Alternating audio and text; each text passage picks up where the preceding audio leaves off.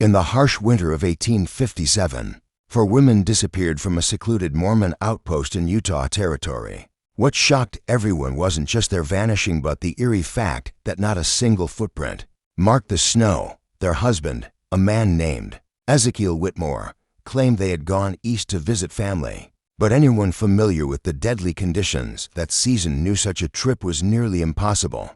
For over 6 decades, the Church of Jesus Christ of Latter-day Saints kept the incident under wraps. Stored deep within the restricted archives of church history, it might have stayed buried forever, if not for an unexpected discovery in 1920. Workers breaking ground for a new meeting house stumbled upon something beneath the foundation, something that would force the church to finally reckon with a long-forgotten, unsettling truth from its early Utah years. What they uncovered shattered long-held assumptions about faith, family, and the cost of building a so-called promised land in a hostile wilderness.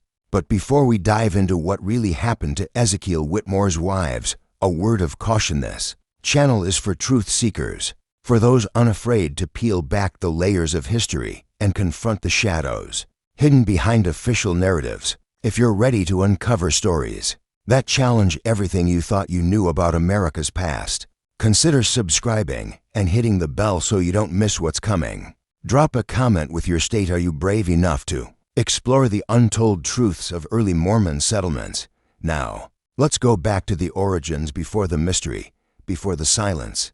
Back to a time when everything looked like a fresh beginning. The Utah Territory in 1847 was a paradox filled with hope and hardship. When Brigham Young stood atop the ridge and declared, "This is the place," he saw a vast, unforgiving land, miles of alkali-crusted desert, surrounded by towering mountain ranges that would trap settlers in total isolation during the long winters. And yet, for those early Latter-day Saints, this emptiness meant safety, freedom, a sanctuary where they could live their beliefs without the violence and rejection they'd faced back east in Missouri, in Illinois, in Ohio. Among the second wave of settlers arriving in the Salt Lake Valley that fall was Ezekiel Whitmore, a 34-year-old carpenter from Vermont.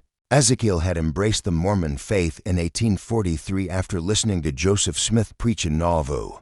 Unlike many others, Ezekiel came west not just with tools and supplies, but with 4 wives. His family stood out. Sarah, his first wife, was 31, reserved and practical. She'd been married to Ezekiel for nearly a decade. Unable to bear children, she had been the one to suggest that Ezekiel marry again for the sake of their celestial future. Rebecca Thornton, the second wife, was 27, curious and sharp-minded. She could read both English and German and often challenged the more rigid doctrines of the church, something not all Mormon men tolerated. But Ezekiel respected her voice. Mary Kellerman became Ezekiel's 3rd wife shortly before the westward journey. At 24, and already expecting her first child, she endured the brutal trip across the plains despite constant illness. Orphaned during the Nauvoo exodus, she had no one else besides the Whitmore family. The youngest of them all was Ruth Caldwell, only 19 when she joined the household. Her marriage to Ezekiel was arranged by church authorities after she lost her family. During the Missouri clashes, the elders saw her as vulnerable and in need of protection, and Ezekiel was considered a stable choice. The Whitmores claimed a patch of wilderness about 8 miles southeast of the main Salt Lake colony, an area that would later be called Mill Creek. Ezekiel picked the site for its year-round water source and fertile soil. But perhaps more than anything, he chose it for its distance. He was never one for crowds or public life. He preferred solitude, the kind found in wood, stone, and the hum of daily labor. That first autumn, he worked relentlessly. By winter, he had constructed a sturdy log home with thick walls and a stone foundation. Inside, he built separate living quarters for each wife, a custom adopted by Mormon men, with multiple spouses to maintain peace within the household. Their cabin stood alone. The nearest homestead, belonging to a family of Danish converts, was more than 3 miles away. Once the snow set in, they might as well have been on another planet. The early Mormon settlements depended on unity. Everyone needed each other to survive the harsh climate and uncertain future. The church not only sanctioned plural marriage, it monitored it. The structure of such families wasn't just about doctrine, it was about discipline, order, and survival.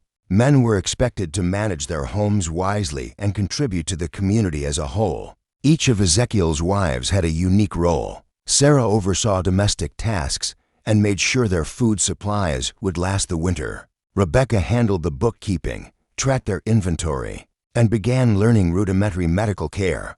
Mary, though frequently ill from pregnancy, was talented at food preservation and had dried and stored much of their fruit and vegetables. Ruth, with her energy and determination, took on the most grueling chores without complaint. By the end of that December, the Whitmore family seemed to be thriving. According to church journals, Ezekiel made consistent visits to the main settlement to trade and attend priesthood meetings. Travelers who stopped by the Whitmore home described the women as healthy, active, and unusually well-kept given their isolation. And then suddenly they were gone, all for women. Vanished without a trace. No struggle, no signs of departure, not even a disturbance in the snow. And no one asked too many questions. Not back then. But the truth would not stay buried, not forever. In the chill of early December, Bishop William Curtis visited the remote homestead of the Whitmore family nestled deep in the Utah Territory. At first glance, the family radiated a rare kind of unity and tranquility.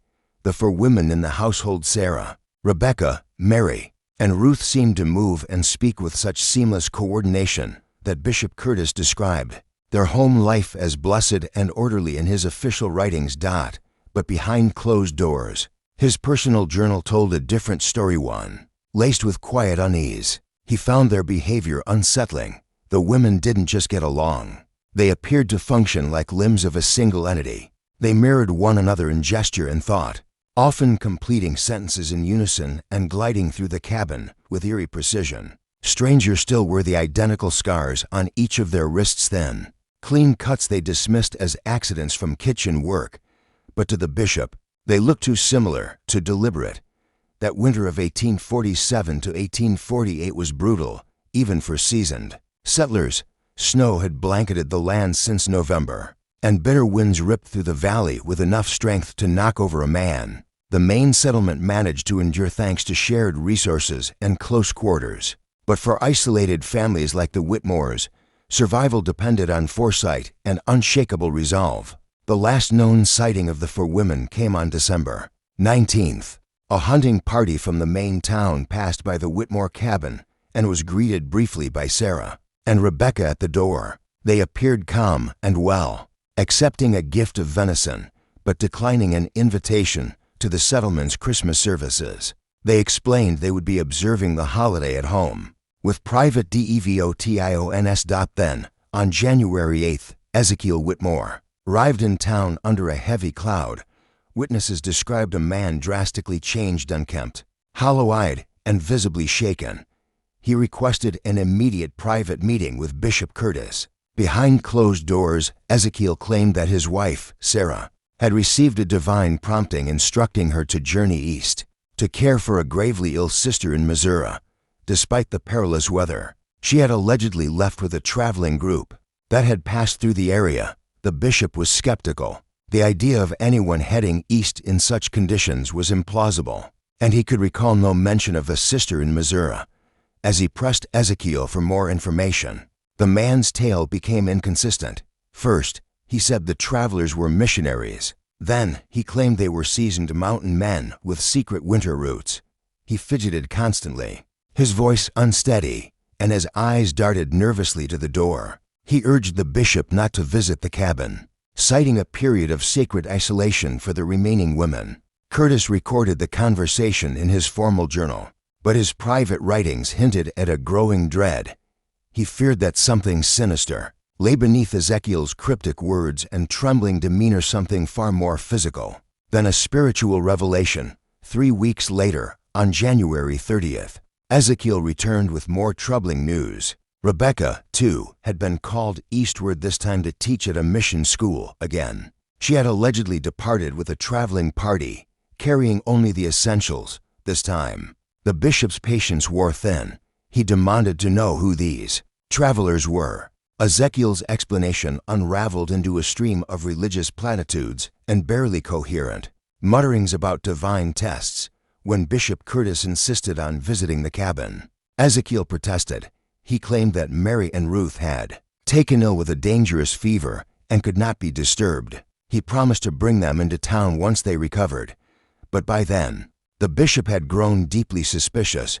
On February 3rd, he gathered 5 men and set off toward the Whitmore homestead. The trek was difficult, with snowdrifts and icy terrain, making the already short distance feel perilous and long.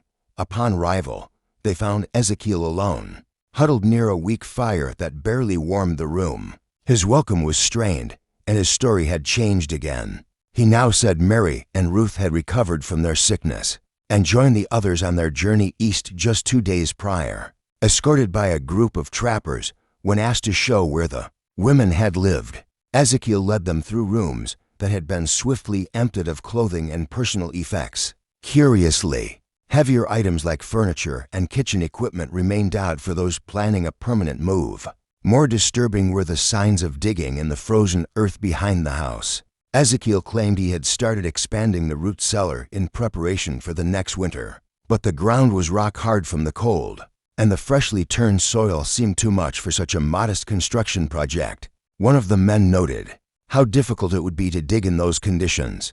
Ezekiel snapped, saying the work was God's will, and refused to elaborate. The visit ended with more questions than answers. Behind Ezekiel's shifting explanations and nervous eyes, the bishop sensed a quiet terror and possibly a terrible truth buried beneath the snow. ***. Survival in harsh frontier conditions demands unwavering commitment, even when circumstances turn grim. One winter night, a church delegation stayed at Ezekiel Whitmore's remote mountain cabin. Though they were greeted warmly and offered lodging, the visit left many of them uneasy. There was something off about the homeland absence so profound it disturbed the peace, rather than comforted it.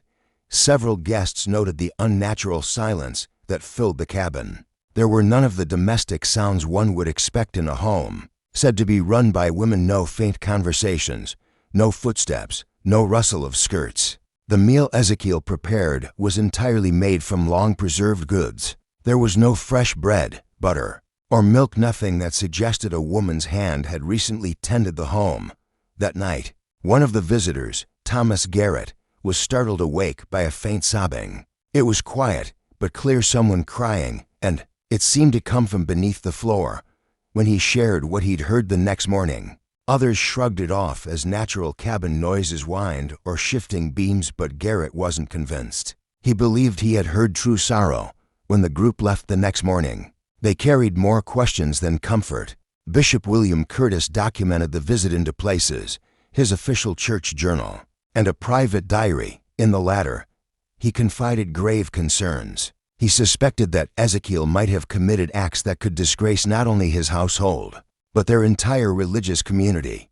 The solitude of winter could erode a man's spirit, he wrote, and the weight of plural marriage may have pushed Ezekiel beyond the edge of reason. At the time, the church was under close watch by the federal government, and whispers of violence or misconduct could bring serious consequences. Plural marriage, already a subject of national debate, was under attack. Any scandal would invite scrutiny and potentially disastrous intervention. Thus, after discussing the matter with fellow leaders, Bishop Curtis resolved to quietly observe and wait for spring, when deeper investigation would be possible. Throughout the rest of that bitter winter, Ezekiel appeared in town regularly, always alone, looking more gaunt and haggard with each visit. He claimed to be corresponding with his wives, sharing vague stories of their happiness back east. But when asked to produce letters, he said they were too intimate or had been destroyed in a fire. The excuses raised suspicions. Rumors began to spread. Some believed Ezekiel had genuinely sent the women away. Perhaps he could no longer provide for them, or perhaps tensions had grown unbearable in the isolated homestead. Others began to whisper darker theories, noting the inconsistencies in his behavior and his increasingly unsteady demeanor. The truth wouldn't begin to emerge until the snow thawed in April 1848. With the roads finally passable, Bishop Curtis returned to the Whitmore property to conduct a proper inspection. What he discovered would leave him shaken for the rest of his life.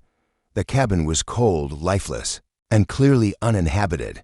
Dust lay undisturbed across surfaces, and the rooms where the women had once stayed appeared hastily cleared, not lovingly. Packed, no signs of a proper farewell. In Rebecca's former room, the bishop found something chilling: her leather-bound journal hidden beneath a floorboard. She had chronicled years of life with Ezekiel inside that book, but the final entry, written on December 20th, 1847, was unlike the rest. Her hand was unsteady. The sentence brief and haunting. He says we must all offer the final sacrifice for the eternal family, but I fear his visions are born of shadows, not light.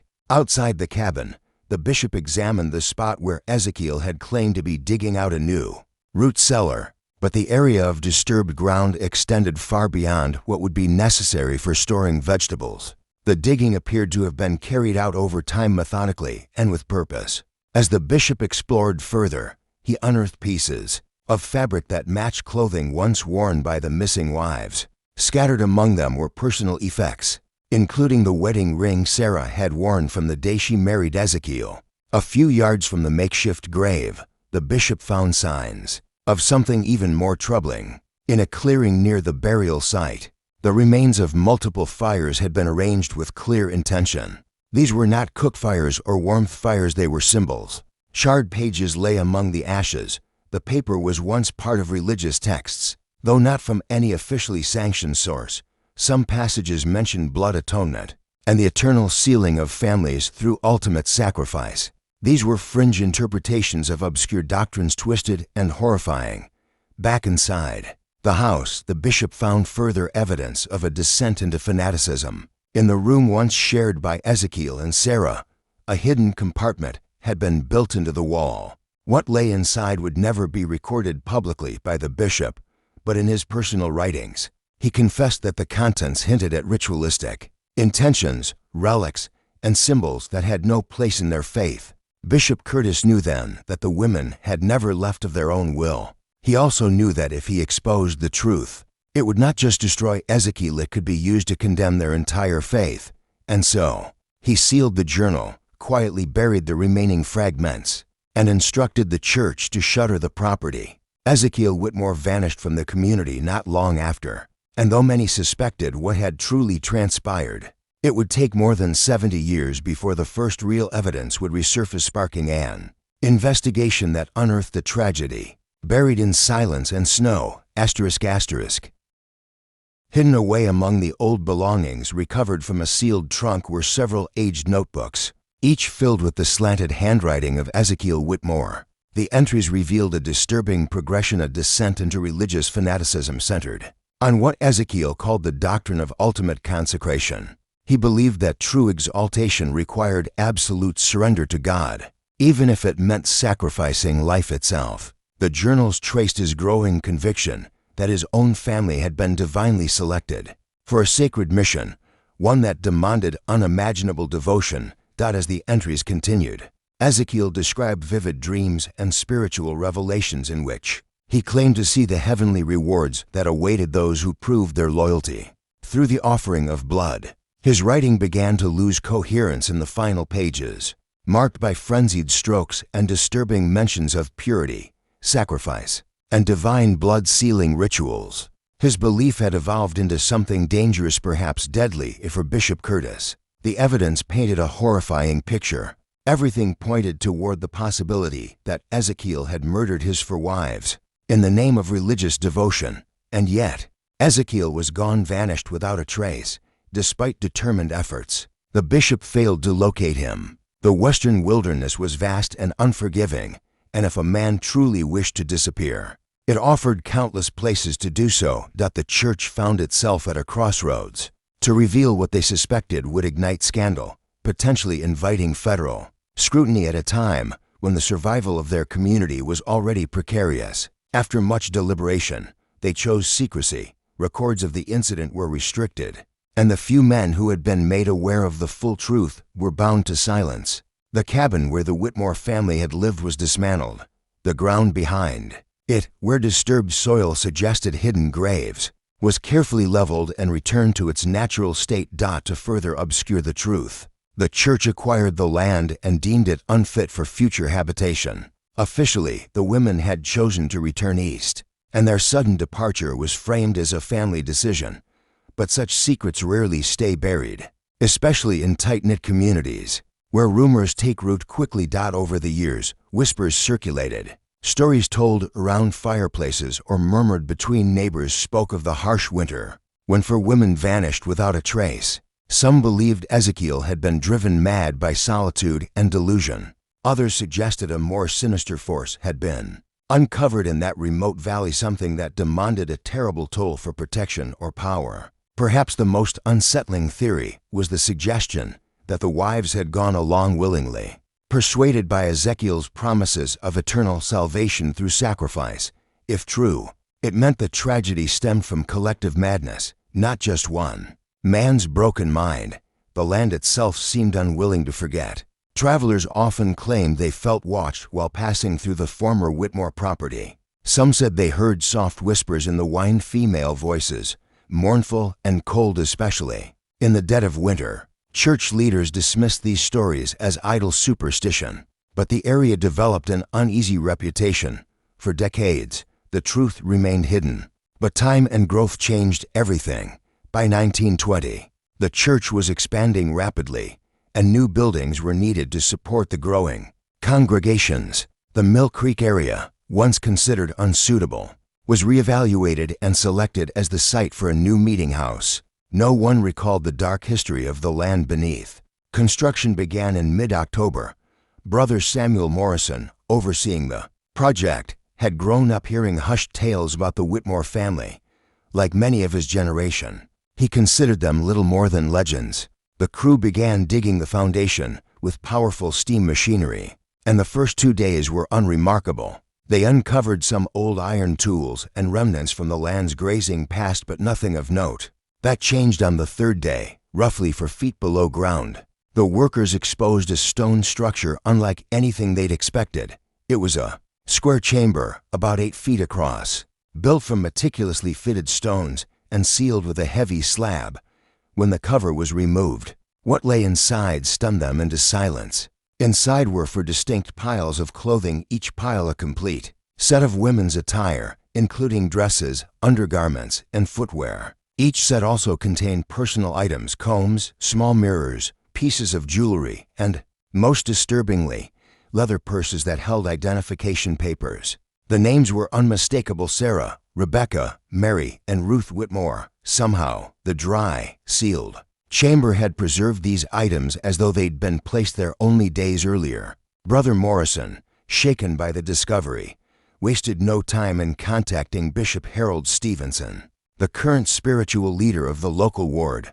Unlike his predecessors, Bishop Stevenson had never heard the full story of the Whitmore disappearances, but he recognized immediately that this discovery was far too serious to handle alone. Church headquarters in Salt Lake City was alerted, and within hours, a delegation of senior officials arrived, led by Elder James Tanner, a high-ranking member of the church's inner circle. Elder Tanner had access to the confidential archives and was one of the few who understood what might have truly happened back in the winter of 1847. What the workers had unearthed wasn't just a buried relic of the past, it was a key of physical confirmation of the dark chapter that had haunted the church's conscience for over 70 years. The items in that chamber gave undeniable proof that the 4 women had never gone east, never left the valley. They had been carefully hidden, deliberately entombed beneath the earth, where no one was meant to find them. But now they had been found, and with that discovery, the church could no longer pretend the past was just legend. The whispers were true. The valley had remembered, and the story of Ezekiel Whitmore and his lost wives was no longer a secret buried beneath cold Utah soil. Elder Tanner's careful inspection of the long-hidden documents uncovered in the stone chamber confirmed the quiet fears that had long simmered among the more senior members of the church. The papers consisted of handwritten letters from each of Ezekiel Whitmore's 4 wives, composed just days or perhaps hours before their deaths. These letters, written with startling composure, served as final messages to loved ones they understood they would never embrace again. What made the writings particularly disturbing was the tone of calm acceptance, even gratitude, for what they described as their divine duty and offering of themselves in pursuit of eternal glory. Sarah's note, penned in her usual tidy handwriting, expressed deep thankfulness for being chosen by divine will to take part in a sacred sealing that she believed would bind their family together for eternity. Rebecca's letter, longer and laced with theological complexity, referenced obscure religious doctrines and explained her conviction that the willing shedding of innocent blood would open the gates to celestial exaltation not just for her, but for all who submitted fully to God's plan. Mary's letter, perhaps the most wrenching of all, spoke lovingly of the child she was still carrying. She believed that her death and her unborn child's would be a double sacrifice, pleasing in the eyes of the Almighty. Ruth's message was brief but heartfelt, filled with affectionate words for her kin and joy at the thought of joining the eternal family through what she believed to be the holiest of acts. What these letters revealed was not a story of coercion or murder, but of deeply troubling faith. The women had not resisted, they believed. They accepted their deaths as necessary steps toward sacred fulfillment. To Elder Tanner and others who read the letters, this realization struck more fear than if the women had been killed against their will, because it proved that Ezekiel had managed to persuade them that their own deaths were not only righteous, but required reacting swiftly.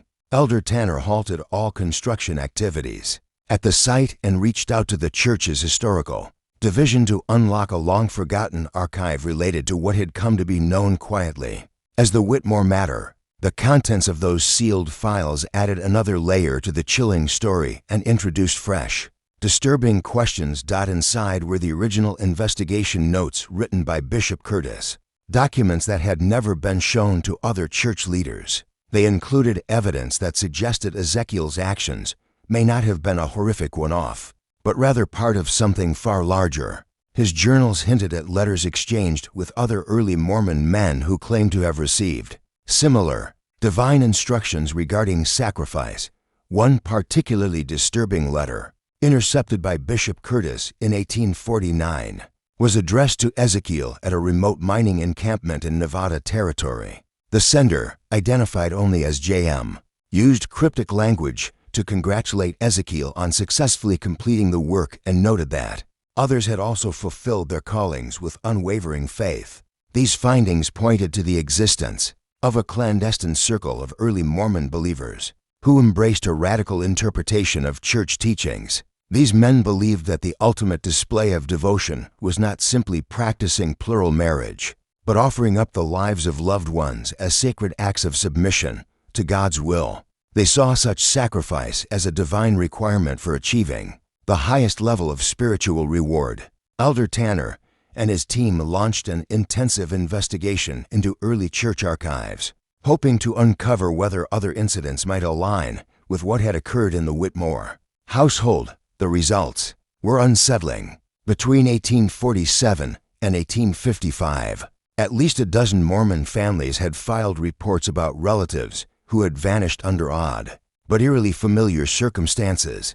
In most cases, these missing women and children were said to have departed for faraway missions or been called east by divine instruction. Often, the only testimony came from the husband or father, men known for their piety and regarded as moral authorities in their communities. When these reports were viewed individually, they seemed like tragic anomalies, but examined side by side, a pattern emerged, one that hinted at coordination, a network. The researchers found letters exchanged among several of these men, filled with scriptural justifications, encouragement, and praise for acts of sacred offering. These writings revealed a belief system built from the fringes of Mormon scripture, twisted into a theology of consecration through death. To this secret sect, plural marriage was merely an introduction to what they called the higher law, a belief that true consecration demanded ultimate sacrifice.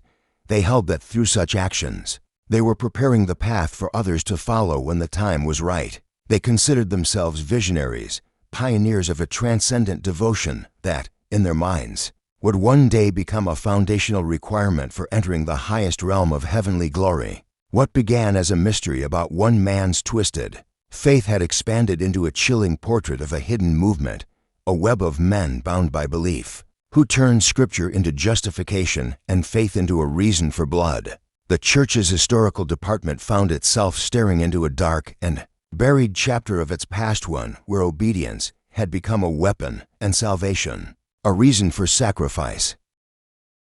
As Elder Tanner delved deeper into the investigation, it became alarmingly evident that the conspiracy stretched far beyond initial suspicions. What had first appeared to be the isolated acts of a rogue family now pointed to a broader, covert alliance involving influential figures within the church, spanning much of the Utah territory. Some of these individuals had once occupied high-ranking leadership roles. This clandestine group had operated with meticulous coordination, exchanging information, shielding one another, and reinforcing their shared convictions in secrecy unearthed. Documents and testimonies indicated that church leadership had become aware of the group's existence. During the mid-1850s, rather than confront the matter publicly, they had initiated a covert purge, removing suspected members from their positions and quietly encouraging others to leave the region altogether. Official church archives omitted any reference to these events, a silence likely intended to protect the institution's reputation from scandal and suppress any fodder for anti-Mormon rhetoric. Yet the unearthing of the stone vault at the Mill Creek construction site revealed that the group's operations had been far more pervasive and deeply rooted than authorities had realized at the time. The meticulously stored belongings of the deceased women suggested that their deaths were not random acts of violence, but rather ceremonial rites. The perpetrators had seemingly viewed their actions as divinely ordained and thus deserving of preservation and reverence. A troubling uncertainty loomed over the investigation. Had the group been fully dismantled in the 1850s, or had remnants endured in the isolated wilderness of the West, continuing their rituals beyond detection? All signs pointed to the latter, implying a scale and sophistication that went beyond the isolated tragedy of Ezekiel Whitmore's household. As the excavation at Mill Creek expanded, the team made increasingly disturbing discoveries. What initially seemed to be a single hidden chamber turned out to be merely the surface layer of a vast, intentionally constructed subterranean structure.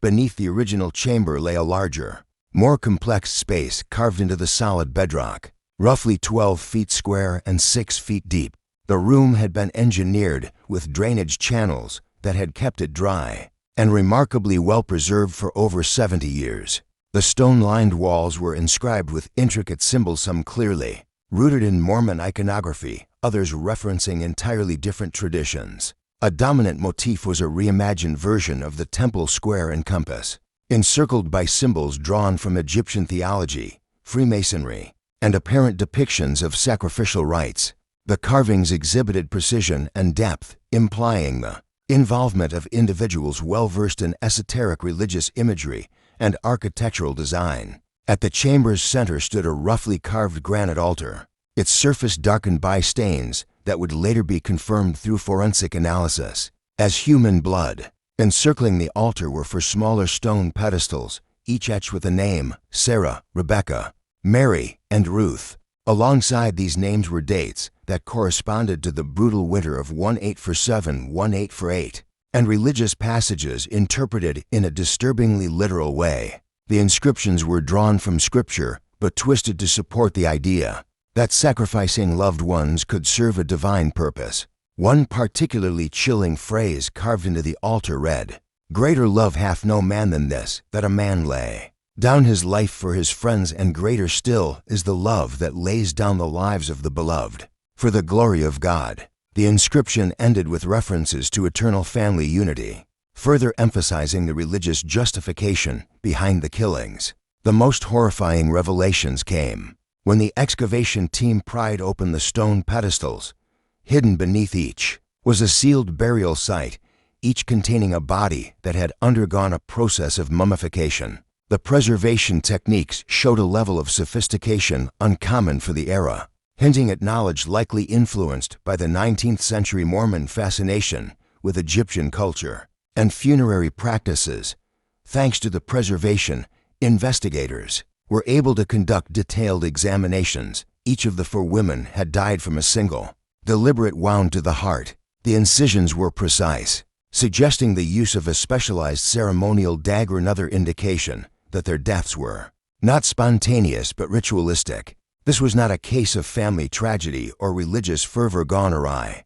It was a calculated, organized rite carried out by individuals who believed they were fulfilling a sacred obligation. And as Elder Tanner's team dug further, it became apparent that this was only the beginning. The secrets buried beneath Mill Creek hinted at a much larger network. And the winter of 1847 to 1848 was not simply a season of hardship.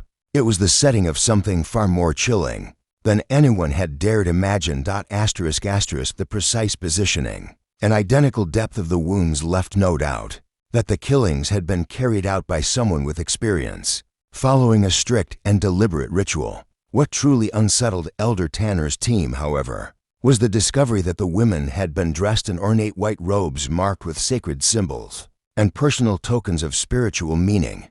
These garments appeared to have been custom-made, specifically for this grim purpose, crafted with meticulous care that pointed to a religious motive. Every thread seemed to imply the participants believed the acts were divine rites, sacred, not savage. Faced with mounting evidence, the investigators were forced to consider a horrifying possibility: that the women had not only agreed to their fate but had participated willingly in complex ceremonial practices. These acts were seemingly intended to secure their eternal reward in the afterlife. Records indicated the deaths had occurred over an extended period, each one serving as a chapter in a broader ritual narrative, carefully timed and planned like the sacred feasts of old religions.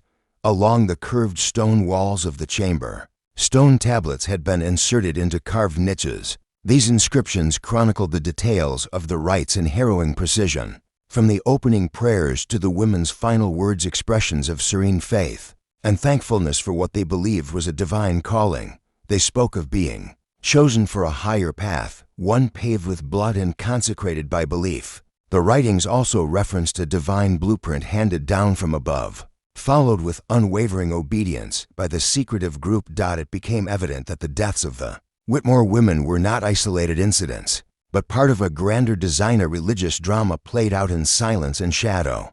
The chamber, it seemed, had not been constructed for wartime use. Hidden beneath the remote homestead, it had been equipped for repeated ceremonies, drainage systems, preservation tools, storage for ceremonial clothing and instruments. All of it suggested an infrastructure built to sustain an ongoing practice. To the team's horror, markings within the stone revealed that the chamber had been used for at least a dozen more victims, dating as far back as 1848. These included entire family units whose disappearances had gone unsolved. During the early days of Mormon migration westward, it was no longer just a tragedy, it was a system, deliberate and chilling in its execution. Bit by bit, the horrifying truth took shape. A clandestine group had been operating for close to 10 years, practicing ritualistic murders under the belief that they were fulfilling a divine mission. The theology they had created justified death as an offering, a necessary sacrifice for celestial reward. More than that, they had built a secretive network, complete with facilities and doctrine, to carry out their deadly mission. The gravity of the situation could not be overstated. Elder Tanner and his team had stumbled upon something that could shatter the very foundations of their faith. Community. Not only had this group conducted these acts in secret, they had maintained extensive records of their efforts, lists of potential candidates, procedural outlines, maps of settlements. This was no rogue cult. It was an organized conspiracy. What made matters even more dangerous was the revelation that some members of the group had held prominent positions in the early church. They had used their access to church records and their reputations as spiritual leaders to identify targets and conceal their crimes. In private sermons and confidential counsel, they had manipulated doctrine to convince believers that death was a sacred gift, something to be accepted, even welcomed, in pursuit of exaltation. The team could no longer deny the scale of what they had uncovered. This was not simply a forgotten tragedy, buried by time and weather. It was a coordinated effort that had penetrated the very heart of early church leadership. The implications were terrifying. If revealed, the scandal could destroy trust, shake the faith of countless believers, and rewrite the history of the church itself. Faced with this monumental burden, Elder Tanner reached out directly to the First Presidency, laying bare the enormity of what they had discovered and asking for urgent direction. What would come next, he knew, would shape the future. Would the truth finally come to light, or would it once again be hidden? This time not by time or snow, but by fear of judgment. Yet even as they waited for instruction, the digging continued, and beneath the dust and silence of decades, Tanner and his team had the creeping feeling that the chamber had yet more secrets to yield clues to an even darker depth of devotion, buried just beneath the surface. The final stage of Elder Tanner's investigation took a chilling turn when his team uncovered a concealed passage behind a false wall in the main ritual chamber. Narrow and expertly hidden, the corridor descended into a deeper level of the structure, one that had clearly been reserved for the most guarded activities of the secret order. What lay beyond that wall would finally unveil the full extent of the conspiracy, including the identity of those who had orchestrated it from the shadows. This lower chamber was more compact than the one above, but constructed with an extraordinary level of craftsmanship. The stonework was immaculate, with every block carved and fitted with a precision that reflected not just skill, but sacred intention. Religious symbols adorned the walls, etched deeply into the stone, while elegant archways supported the ceiling, testimony to advanced design knowledge. This was the heart of the Order's operations, the sacred ground where their most important gatherings and rites had taken place. At the chamber's center stood a massive stone table, hewn and polished with painstaking care. Its surface bore engraved maps of the Utah region, meticulously marked with the locations of Mormon communities. Disturbingly, these maps contained annotations about specific households, notes evaluating which families might serve as appropriate targets for the group's so-called sacred rituals. But the most damning discovery was a collection of stone tablets, each inscribed with the theological blueprint that justified the group's actions. These records revealed that the group was led by a man named Jeremiah Blackwood, who claimed to have received divine revelations from Joseph Smith himself. According to the tablets, Blackwood had been privy to secret teachings during Smith's private assemblies in Nauvoo, from which he developed a radical interpretation of doctrines surrounding eternal family and celestial union. Blackwood preached that true faith demanded absolute surrender, even to the point of death, as a demonstration of unwavering devotion to God. He formed what he called the Order of Eternal Sacrifice, a clandestine brotherhood committed to this ideology. The tablets outlined a methodical system for selecting families to participate in these supposed holy rites: isolated homes, strong religious commitment, and minimal external social ties made certain households prime candidates. Polygamous families, due to their complex internal dynamics and frequent travel, were especially vulnerable. Disappearances could be more easily rationalized or ignored. One such target had been Ezekiel Whitmore. During the harsh winter of 1846–47, as the broader Mormon community prepared for its western migration, Blackwood identified Ezekiel as an ideal recruit. Whitmore's rigid faith, withdrawn personality, and plural marriage for women, each without strong ties to others in the community, made him a perfect fit for the Order's purpose. The indoctrination was not abrupt. It began subtly, with Blackwood introducing so-called higher doctrines related to celestial marriage. Slowly, he unveiled more extreme interpretations, preparing Ezekiel for the role he would play. By the time the Whitmore family headed west, Ezekiel was not only a believer but a committed executor of the Order's will. The tablets revealed that he had pledged to carry out the ultimate sacrifice of his wives during their first winter in the Utah Territory. The discoveries also showed that the Order wasn't confined to one location. Other cells had been established throughout the West, each led by a trusted adherent personally initiated by Blackwood. These cells operated independently, but remained in contact through encrypted correspondence and covert gatherings. Ritual sites like the one at Mill Creek had been constructed in multiple settlements, serving as both ceremonial grounds and archival vaults to preserve the Order's doctrine. for future acceptance as divine truth. The rituals themselves were described in excruciating detail within the tablets, drawing on distorted versions of ancient sacrifice rites and early Mormon temple ceremonies. Each event lasted several days. There were preparations, scriptural instruction, and final rites believed to spiritually bind the family together for eternity. The section chronicling the final days of the Whitmore wives was particularly disturbing. The first ritual began on December 20, 1847, with Sarah voluntarily undergoing what she believed was a sanctified ceremony, ensuring her family's eternal unity. Over the following weeks, each wife participated in turn. The last, Ruth, underwent the final ceremony on February 15, 1848. The narrative did not depict the women as passive victims. On the contrary, it described them as active participants in their fate. Fully convinced of the righteousness of their path, they spent their last days praying, preparing their ceremonial clothing, writing farewell letters, and supporting each other through the process. Their conversations, transcribed on the tablets, revealed mutual encouragement and shared conviction that their sacrifice would elevate their family to divine heights. It was this final revelation that struck Elder Tanner and his team with a particularly chilling weight. These women had not only accepted their deaths, they had embraced them, believing they were fulfilling a divine purpose. They had entered death not with fear, but with faith. The order had devised an ambitious plan to dramatically expand its influence. Among the unearthed artifacts were stone tablets listing numerous families earmarked for recruitment and providing extensive blueprints for establishing additional ceremonial sites across the western frontier. Members of the group believed fervently that their rituals would one day gain formal recognition as sacred doctrine, and that participation would be essential for attaining the highest levels of eternal salvation. However, the tablets also shed light on the group's sudden disappearance during the mid-1850s.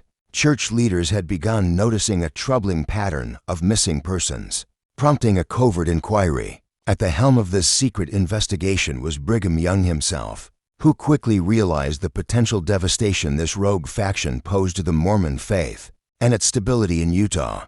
In response, church leadership acted swiftly and discreetly. Identified members of the order were quietly removed from church membership and forced to abandon the area. Others were sent to isolated locations where their activities could be more closely observed. Ritual grounds were either dismantled or sealed off, and the church went to great lengths to bury all documentation related to the probe, shielding the public from the disturbing truth. One central figure, Jeremiah Blackwood, vanished during the purge. Rumors placed him in California, where he allegedly continued to spread his radical beliefs and attract new followers, particularly in mining towns and frontier outposts. Though never verified, stories persisted about new cells being formed under his guidance. Among the findings was what appeared to be Blackwood's farewell address to his disciples. In it, he foretold a time when the order's teachings would be recognized as divine truth and urged his followers to safeguard their scriptures and persist in secrecy until the appropriate time for open revelation arrived. For Elder Tanner and his team, the implications of their discovery were staggering. They had unearthed undeniable proof of a covert and deadly conspiracy that had operated within the very heart of the early Mormon institution. The order had committed unspeakable acts, ritualistic killings carried out with religious justification, and it appeared that dozens, perhaps even hundreds, of lives had been lost over a span of years.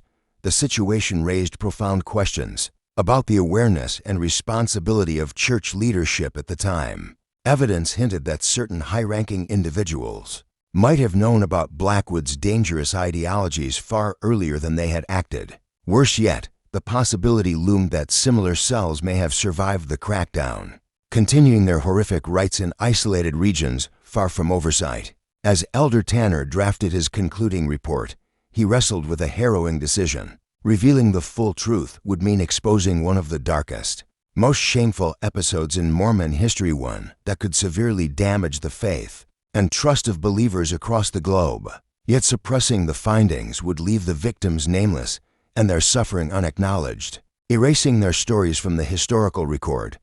Women like Sarah, Rebecca, Mary, And Ruth Whitmore and so many others deserved remembrance, not oblivion. Ultimately, the decision would fall to the highest echelons of the church. Tanner knew that either path would send shockwaves through generations of followers and permanently influence how the church viewed and reconciled with its past. The pivotal meeting to discuss Tanner's findings occurred on November 15, 1920, behind closed doors in the sacred chambers of the First Presidency. Attending were President Heber J. Grant, his advisors, and senior members of the Quorum of the 12 Apostles. Elder Tanner delivered a thorough and emotionally charged presentation that lasted 3 hours, a session one witness would later describe as the most harrowing and consequential discussion in the church's modern history.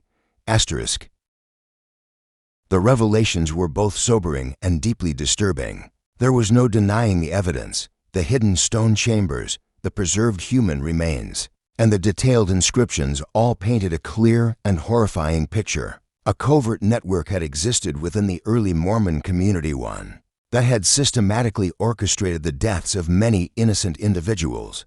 The group, known as the Order of Eternal Sacrifice, had not only been real but far more influential than anyone had previously believed. President Grant responded with quiet resolve. After careful discussions with his counselors and receiving unanimous consent from the Quorum of the 12 Apostles, he made a historic decision about how the church would handle this harrowing discovery. The materials found during the investigation would be stored in the church's most secure vaults, accessible only to senior leadership. The victims, though never publicly acknowledged, would be honored through discreet memorials attended solely by church leaders. However, the full truth about the order would remain hidden from the general membership and the world. This decision was based on several critical concerns. Revealing such information would hand opponents of the church a powerful weapon and risk shattering the faith of countless believers who had built their lives around the teachings and history of the institution. Moreover, since the order appeared to have been dismantled in the 1850s, there was no current threat that warranted public alarm.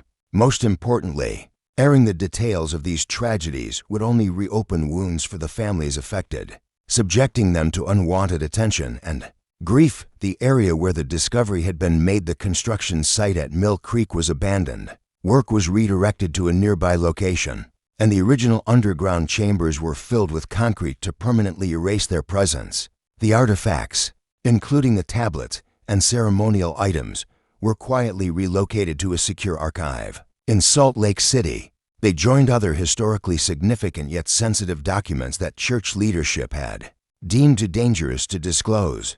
Elder Tanner, who had led the investigation, was tasked with compiling a full report for the benefit of future leadership. He was bound by an oath of silence regarding all findings. Likewise, those involved in the excavation and examination, both construction crew members and church officials, were reassigned to distant locations and required to sign confidentiality agreements that prohibited them from ever discussing what they had seen. The church issued a formal explanation for the project's delay, attributing it to unforeseen geological complications that required engineering adjustments. Eventually, a new meeting house was constructed 3 miles from the original site. It served the Mill Creek congregation for many years, with no one outside the inner circle aware of the grim history buried nearby. However, the matter didn't end there. The tablets hinted at a broader reach than initially understood. Several references spoke of Western brothers who had carried the order's ideology to remote mining towns and frontier outposts in regions like California, Nevada, and Colorado. These entries suggested that some members had eluded the internal purge and continued their practices beyond the jurisdiction of church authority. In light of this troubling information, President Grant discreetly approved a second investigation. This time, it would be conducted by internal security rather than missionaries. Their objective was to determine whether any remnants of the order were still active in these outlying areas. What they found confirmed those fears. Investigators uncovered evidence of at least 3 additional ritual sites used by the order between the late 1850s and early 1860s. The most chilling discovery came from a mining settlement near Virginia City, Nevada. There, a concealed chamber bore signs of recent use. with indicators suggesting rituals had taken place as late as 1875. These findings revealed that the order had managed to operate covertly for decades after the original suppression, taking advantage of the chaotic nature of boomtowns where disappearances often went unnoticed.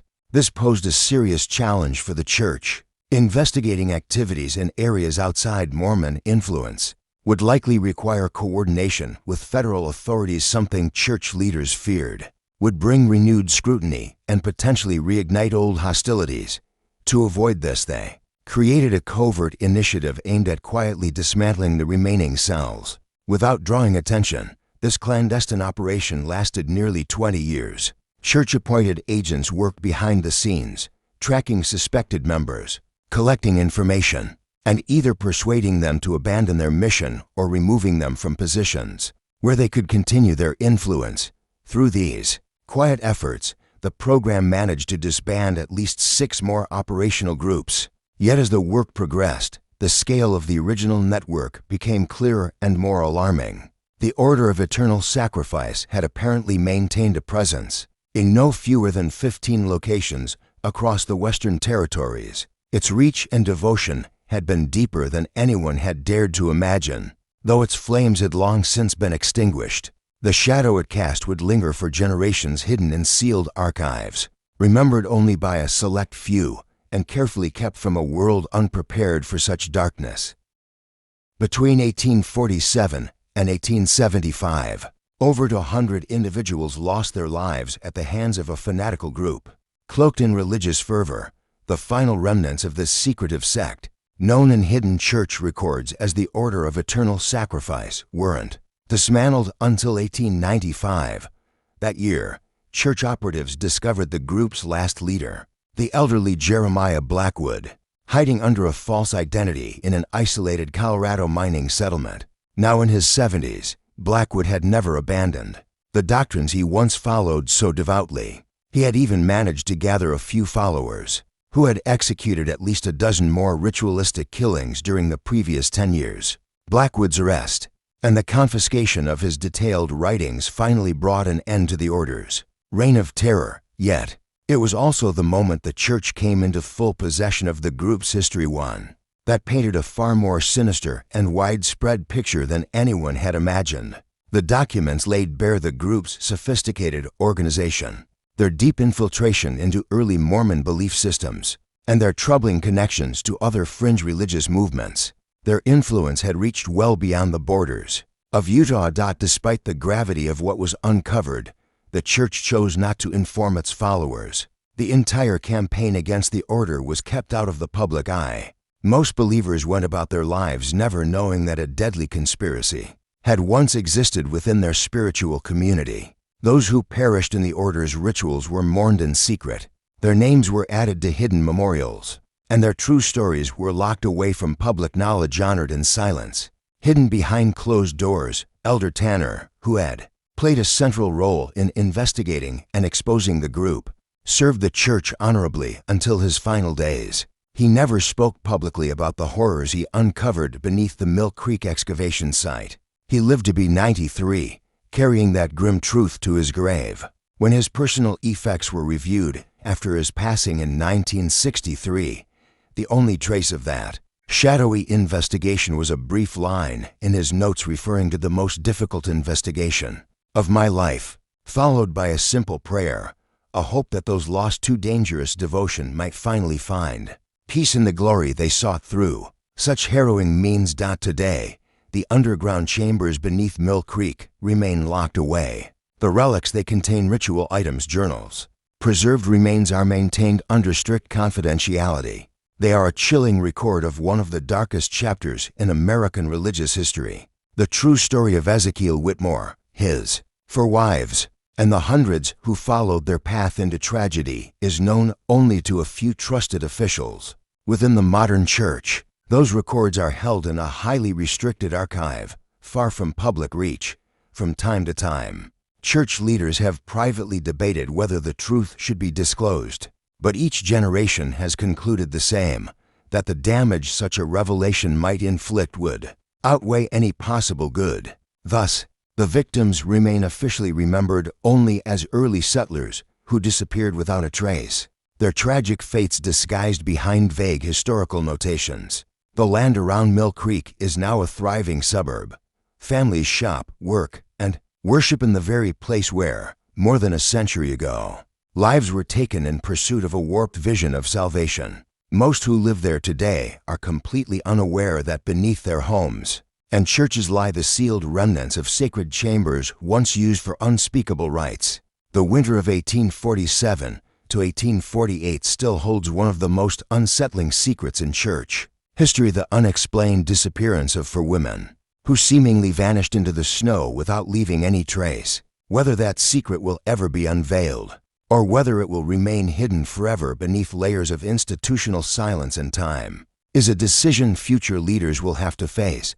The legacy of Ezekiel Whitmore and his wives is a grim reminder of what can happen when belief becomes blind and faith is twisted into a justification for horror. What started as the case of 4 missing women in a secluded Utah cabin unraveled into a revelation that shook the foundation of early Mormon history. Ultimately, the church's decision to shield the truth reshaped how it would engage with its past, an influence that continues to echo in the hearts of its leaders and members to this day. And just when we thought all had been uncovered, new doubts and questions continue to rise from the shadows. If you found this tale disturbing, consider how many other truths lie buried beneath the surface of our history, waiting for someone with the courage to uncover them. If this story made your skin crawl, you're not alone.